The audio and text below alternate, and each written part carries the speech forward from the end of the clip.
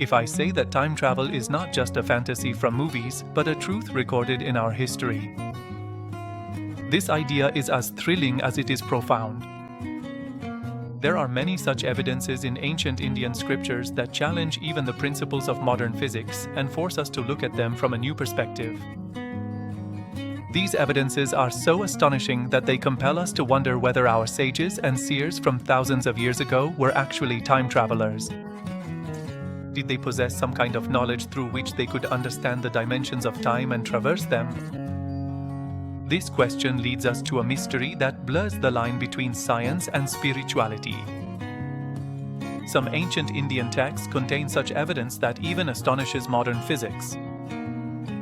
These are not just stories, but descriptions that illustrate the relativity of time and its multidimensional nature. The events described in these texts compel us to wonder whether our ancestors understood the nature of time even better than today's scientists. This evidence forces us to imagine a universe where time is not a straight line, but a complex web. Were our sages time travelers? This question takes us deep into Indian mythology and ancient wisdom. Did they possess some power or knowledge that allowed them to travel through different dimensions of time, or at least experience them? This idea draws us toward a mystery that has remained unsolved for centuries and continues to fascinate us even today. The Puranas tell the story of King Kakudmi. This is a story that stands as one of the clearest examples of time travel. King Kakudmi was searching for a suitable groom for his exceptionally beautiful and virtuous daughter, Revati. He found no one on earth suitable for his daughter. So, he went with his daughter to Brahmaloka, where he sought advice from Lord Brahma. This journey itself was a mysterious event which compels us to think about the different dimensions of time.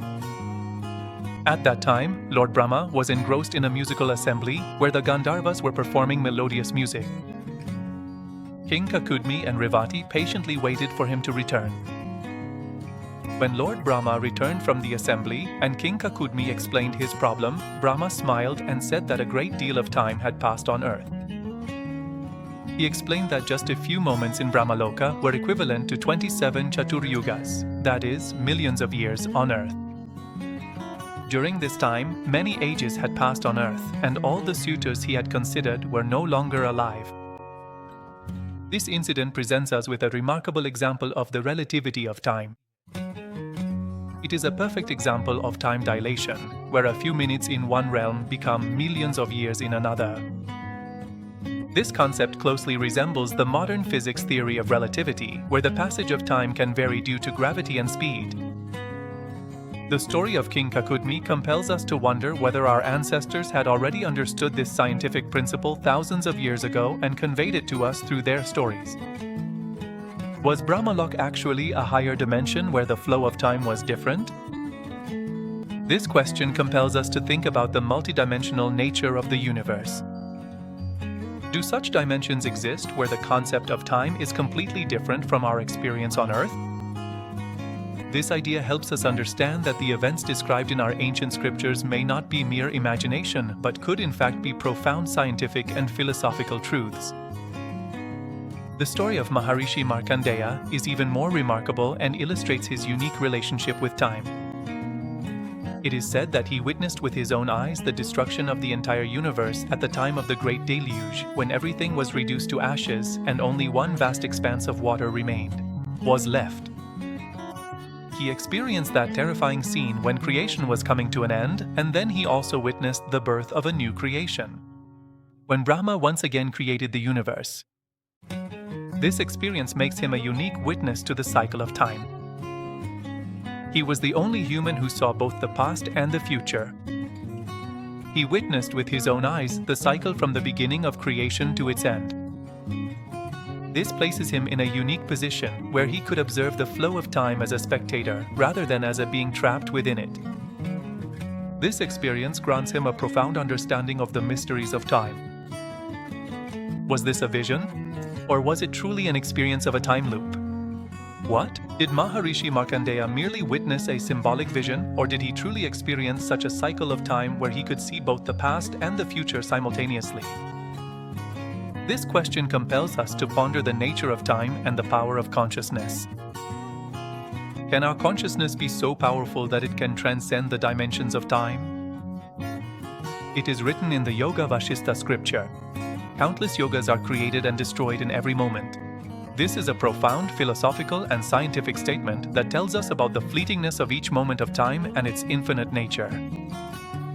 This compels us to think that in the Brahman, something new is being created every moment and something old is being destroyed, and this process has been going on since eternity.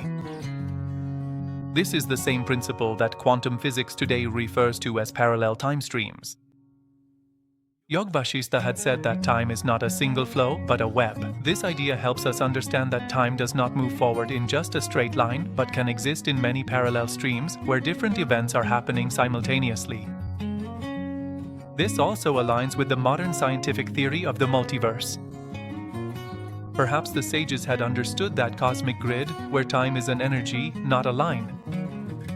They had realized that time is not just a measurement, but an active force that shapes the universe. This knowledge gave them the ability to understand the dimensions of time and perhaps even to manipulate them. This compels us to wonder whether we too, by understanding this energy, can unravel the mysteries of time. In the Bhagavad Gita, when Krishna reveals his cosmic form to Arjuna, Arjuna sees the past, present, and future all at once. It was an experience that was overwhelming, awe-inspiring, and terrifying for Arjuna. He saw how all beings are born and then eventually meet their end.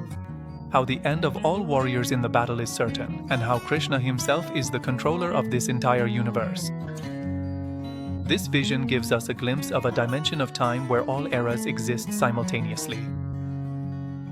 Krishna says, "I am time, the great destroyer of the worlds." This statement is a significant part of Krishna's universal form, where he presents himself as time, the force that brings an end to all beings and things. It tells us about the indestructible power of time and its destructive aspect. This shows that time is not just a concept, but an active force that affects everything in the universe. This scene corresponds to the fourth dimension in modern time travel theory. This is the idea that a person can fully experience the fourth dimension of time, where the past, present, and future can all be seen together. This is also a topic of discussion in modern physics. Arjuna's experience compels us to consider whether the events described in our ancient scriptures are not just religious stories, but profound scientific truths that tell us about the nature of the universe. Many scriptures mention sages who remained unconscious in meditation for hundreds of years, and when they returned, the era had changed. These stories make us wonder whether the concept of time changes in a deep meditative state. Did those sages truly step outside the flow of time and reach a state where time held no meaning for them? This is a mystery that helps us understand the connection between spirituality and science. Names like Maharishi Ashtavakra, Lopa, Mudra, and sometimes even Ved Vyas himself are mentioned. The stories of these great sages show us that they had a unique relationship with time. In the tale of Maharishi Ashtavakra, his physical deformity from birth and the depth of his wisdom are described, which take him beyond the ordinary rules of time. In the story of Lopamudra as well, her penance and wisdom are mentioned, which helped her understand the dimensions of time, and Vedvyasa, who composed vast texts like the Mahabharata. They too lived in such a dimension of time where they could see both the past and the future. Was this an expansion of time in a deep meditative state? Or was it some kind of dimensional travel? Did these sages slow down the flow of time with the power of their consciousness, or were they actually traveling to another dimension where the speed of time was different? This question compels us to think about the limitless power of consciousness and the multidimensional nature of the universe. This meditation can help us unravel the mysteries of time. Einstein once said, "Time is an illusion, but a very persistent one." This statement gives us a profound insight into the nature of time. Einstein's theory proved that time is not absolute, but rather changes with speed and gravity.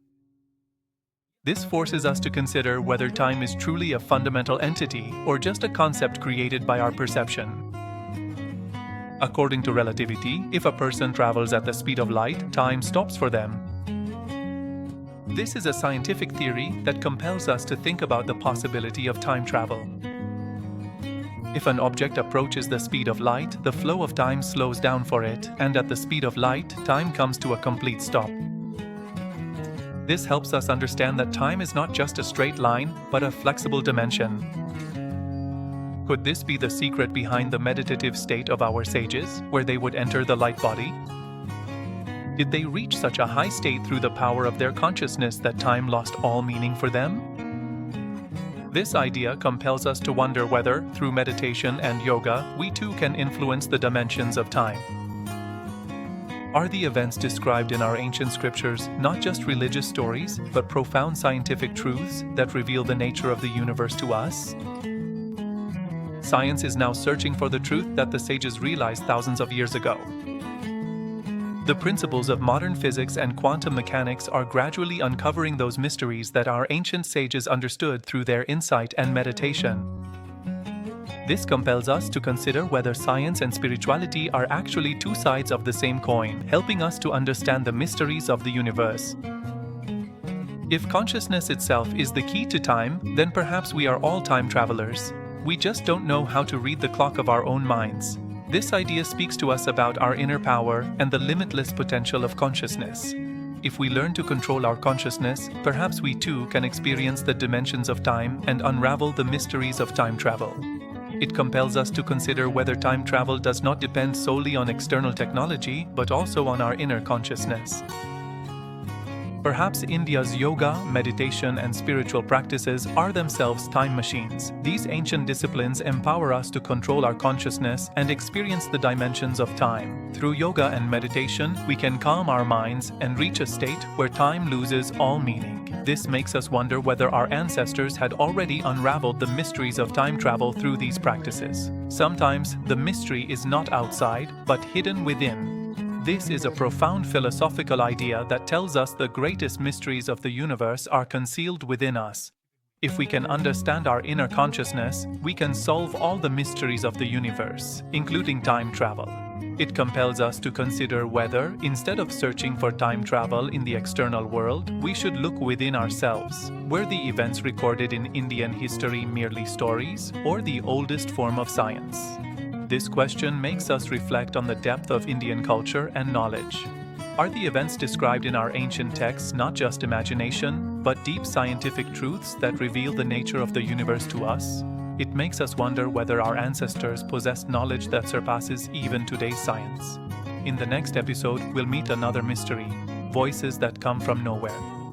India's unexplained sound phenomena, we will explore those mysterious, intriguing, and often baffling places and events in India from where strange, inexplicable, and sometimes eerie sounds emerge, with no clear or identifiable source. Are these unusual and puzzling sounds a sign of some invisible, supernatural, or unknown force? Or is there a complex scientific mystery hidden behind them, waiting to be uncovered and understood? This is a fascinating topic that will truly make you think and wonder. Like, share, and subscribe, because the mystery is not over yet, and there is so much more to discover.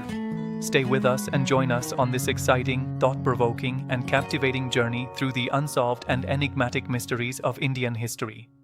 Every week, we will continue to bring you such thrilling, enlightening, and informative episodes that will keep you engaged and curious. Your feedback is extremely important and valuable to us, so please don't forget to share your thoughts, opinions, and suggestions in the comment section below. Thank you very much for your support.